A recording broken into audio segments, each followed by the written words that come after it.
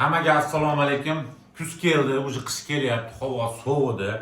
Grippdan charchaganmisizlar? Ha? Mana to'g'risi zerikdimman. Bolalarim unisi gripp, undan bunga yuqadi, unisidan bunisiga yuqadi.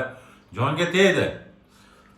Meni kallamni ishlatdimmi? Doktorga olib bor uni qil, buni qil, zerikdim doktordan.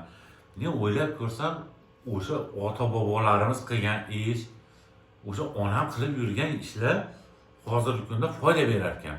Tabiiy yo'lda foydalangan eng yaxshi usul o'sha tabiiy yo'l ekan. Onam nima qilardilar? Ikkita piyozni olardilar doim.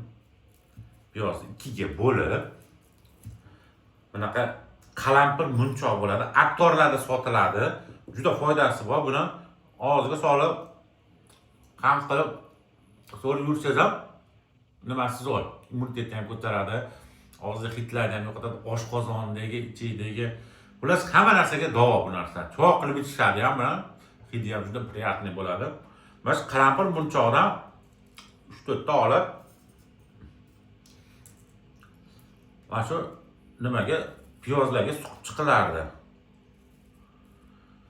Onam shuni suqib uyimizni 4 tomon, 5 tomoniga mana shunaqa qilib qo'yib qo'yardilar. To'g'ri sasib ketardi, piyoz hidi chiqardi. Lekin borib gripp bo'linmas edi. Ahamiyat beringlar, oldingilar gripp kasal bo'lishmagan.